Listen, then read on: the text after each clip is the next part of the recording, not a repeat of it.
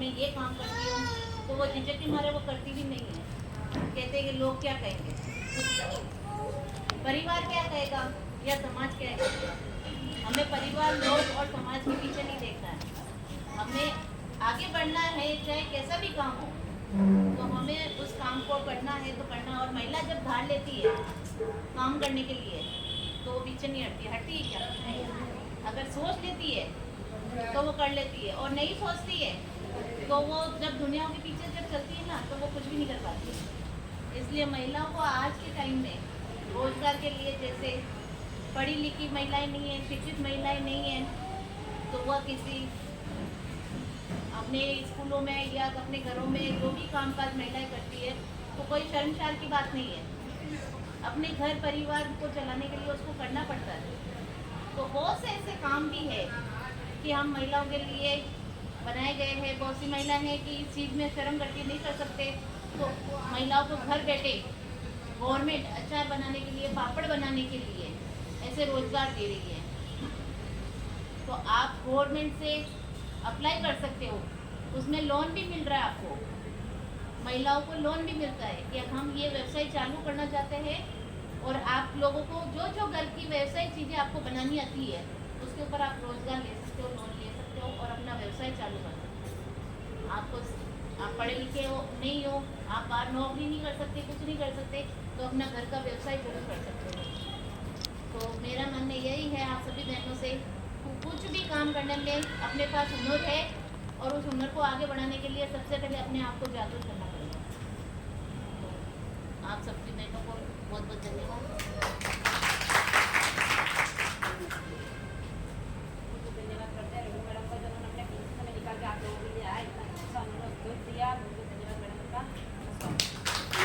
एक बात बता देते हैं कि ये जो महिलाएं हैं, ये वो महिलाएं हैं जो देश में उनकी संख्या लगातार बढ़ती जा रही है। अगर हम देखें तो पिछली बार हमने जब 15 साल पहले आकलन किया था 20 लाख थी, जो बढ़कर शायद 1 करोड़ के आसपास की महिलाएं हो गई हैं। ये वो परिवार है जो गरीब है, कच्ची बस्तियों में रहने वाले परिवार है। झाड़ू पोछा कौन करता है? गरीब लोग तो वही करता है ना। तो ये परिवार की स्थिति दिन ब दिन दयनीय होती जा रही है, जनसंख्या में वृद्धि होती जा रही है। सरकार को अपने पिछली बार भी मैंने कहा था जनसंख्या नियंत्रण कानून जैसे आने चाहिए, शिक्षा का 50% अच्छा होना चाहिए, लेकिन कहीं न कहीं सरकार की खामियां रही है, इसीलिए ये लगातार कच्ची बस्तियाँ देखी तब बनती जा रही है। आप देखो ना, जब लगातार आप यहाँ पे भी चित्तौड़ में देखें या देश के किसी भी आजकल गाँव में देखो, आप गाँव में भी आजकल पंच, सरपंच, वार्ड पंच जैसे को भी आजकल घर में बाई चाहिए काम करने के लिए। और बाई कौन है, इसकी पहचान आज दिन तक नहीं हो पाई है। ये ST की है कि SC की है कि OBC की है, ये बाई वो है जो अपेक्षित है, पीड़ित है, शोषित है। हर वर्ग में जो महिला आ रही है, चाहे वो नौकरी कर रही है तो भी वो बाई का काम कर रही है। अब ऐसे नहीं है कि वो बाई का काम नहीं कर अब इन महिलाओं की जहाँ ये रहते हैं वहाँ इनको सुविधाएं भी नहीं मिलती। वहाँ जहाँ रहते हैं वहाँ वातावरण भी आप जानते कैसा रहता है, अपराध होना वहाँ कोई बड़ी बात नहीं है। मतलब कुल मिलाकर हम कहें तो वहाँ एक तरह का बहुत ज़्यादा वहाँ पे भी स्थिति खराब है। और जहाँ ये काम करने जाती है वहाँ आप जानते हैं किसी के दूसरों के घरों में जाना तो महिलाओं की स्थिति क्या हो गई है, कैसे वहाँ मकान मालिक उनके साथ क्या व्यवहार करते हैं। पिछली बार भी हमने श्रम विभाग को आज से 4 साल पहले भी हमने कहा था कि आप इन महिलाओं के लिए रजिस्टर्ड कीजिए, इन महिलाओं को इनका कार्ड दीजिए ताकि इनकी पहचान मिल सके। एक मजदूर को अपनी पहचान तब मिलती है जब उसको उसका कार्ड होना चाहिए। देश के 130 मजदूरों के लिए हमने ई-श्रम कार्ड तो बना दिया, लेकिन ई-श्रम कार्ड आज भी सिर्फ मरने के ऊपर दे रहा है पैसा, जिंदा रहने के ऊपर कुछ भी नहीं है। अभी तक कोई प्रावधान नहीं बनाया। तो जिंदा रहने के लिए और जिंदा रहने के लिए लाभ लेने के लिए हमको किसी योजना से जुड़ना पड़ेगा ना। अब ले दौड़ के हम सिर्फ एक ही तरफ योजना जैसे मजदूर वाली योजना, और मजदूर की योजना तो मजदूरों के लिए बनी हुई है जो निर्माण में जो काम करते हैं उन लोगों के लिए निर्माण में टैक्स लगता है। जो भी मकान मालिक बना रहा है उसका 20,000 रुपये, 1 लाख पे 20,000 रुपये उसका जमा होता है, फिर वो पैसा मजदूर को मिलता है काम करने वाले। लेकिन इसका सीधा उल्टा हो रहा है, मजदूर बेचारा आवेदन नहीं कर रहा है, उसका पैसा और ले जा रहा है ना। तो हमने ये थोड़ा आपकी समझ के लिए हम बता रहे हैं।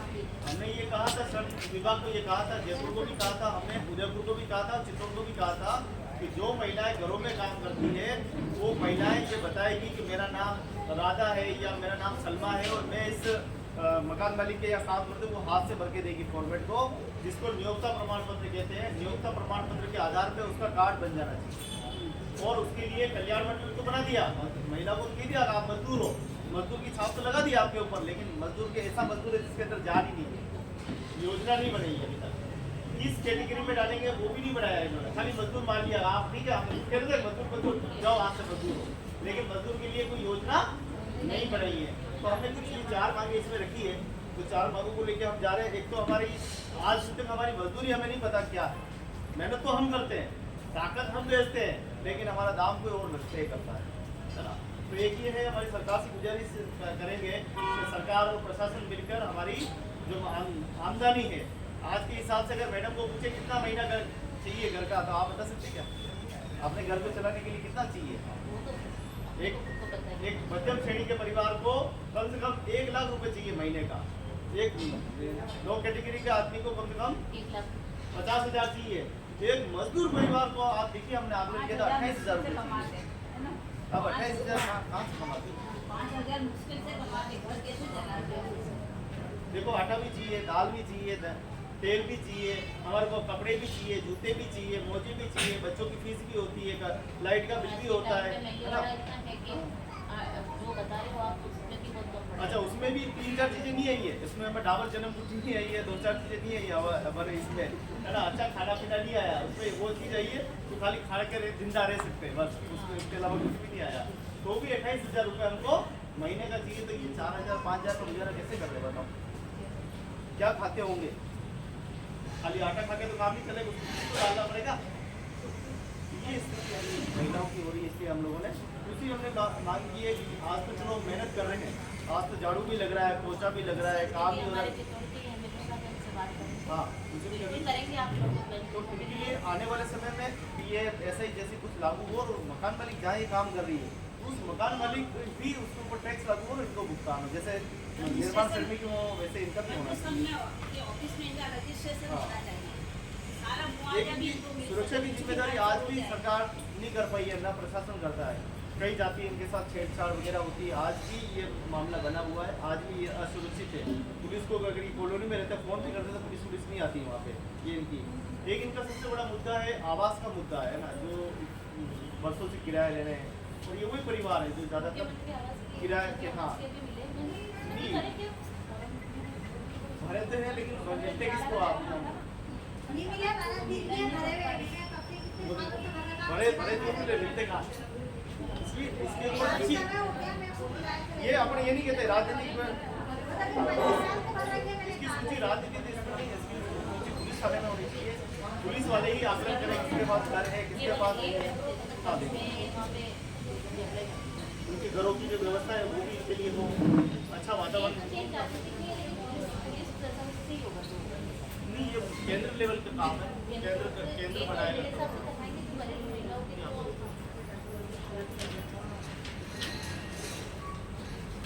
तो अभी हम कलेक्टर जाएंगे, कलेक्टर जाके अपनी बात को वहाँ जाके हम कहने वाले हैं, जो बात मैडम से कही वही बात हम कलेक्टर के वहाँ भी कहने वाले हैं।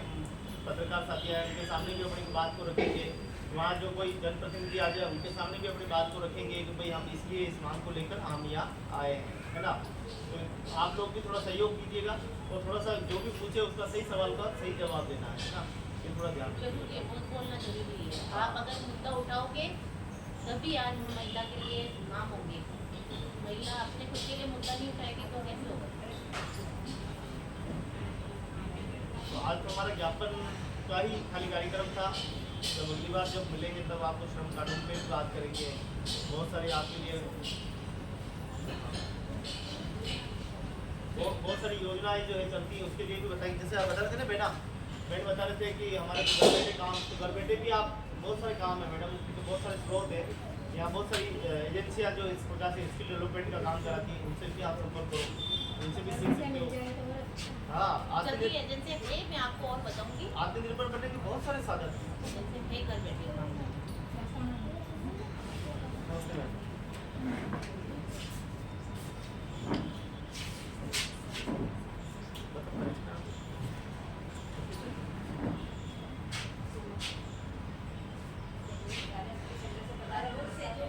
सभी सेंटर से सुंदर मैडम बता रही है।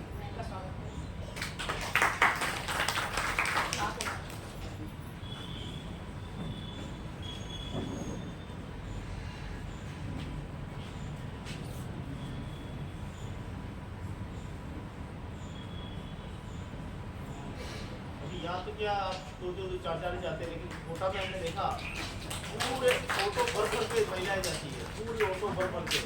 अगर मुंबई में जाएंगे हम धारावी की अगर महिला की अगर ज़्यादा कहती हूँ ना तो हाँ। थोड़ा यूँ निकालने को भी अच्छा लगता है। आप महिलाओं को आगे से आगे प्रोत्साहित करो इस चीज़ के लिए कि हमें इस मुद्दा उठाना है, तो हम 4-5 से भीड़ काम नहीं चलेगी। अपनी भीड़ बनाओ और फिर मुद्दा उठाओ, तभी ये सरकार सुनेगी।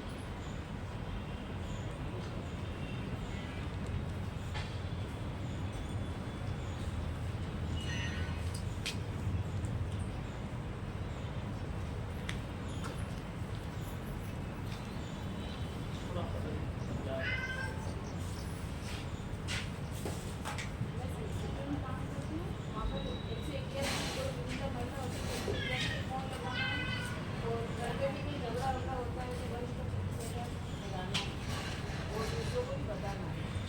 हाँ, है सबसे। संजय के खाने के महिला अधिकार है। समझ में आया ना? आजकल सरकार ने क्या है, एक 111 पर हेल्पलाइन बना दी है। पहले तो 500 लोग ही थे, अब बिठा के 1000 बिठा दिए आप लोगों के लिए। लेकिन अगर आप फोन करो ही नहीं, आप शिकायत दर्ज करो ही नहीं, तो फिर अधिकारी काम कैसे करेंगे? लाइट बंद है, सड़क नहीं है, नाली नहीं है, पेंशन नहीं आ रही है, कोई परेशान कर रहा है, सारी 111 पे शिकायत। आजकल सबसे बढ़िया अच्छी हेल्पलाइन है ये, राजस्थान जनसंपर्क हेल्पलाइन है। इसमें आप फोन कर सकते हैं। कोई भी शिकायत ऐसी जो आपसे लीगल संबंध रखती है, उसके लिए आप फोन कर सकते हैं। तो भाई मैं ये काम सीखना चाहती हूँ या फिर आपको जानकारी भी चाहिए, तो वो भी वहाँ पर मिल जाएगी, ठीक है ना? वो आपको बता देंगे, इस एजेंसी के पास चले जाओ, सारी चीज़ बता देंगे।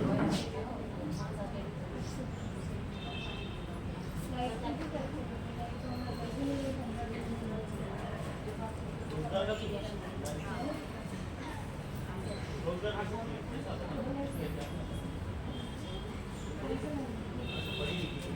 पढ़ी लिखी के सिटी सेंटर में कोई रोजगार की व्यवस्था की है तो आप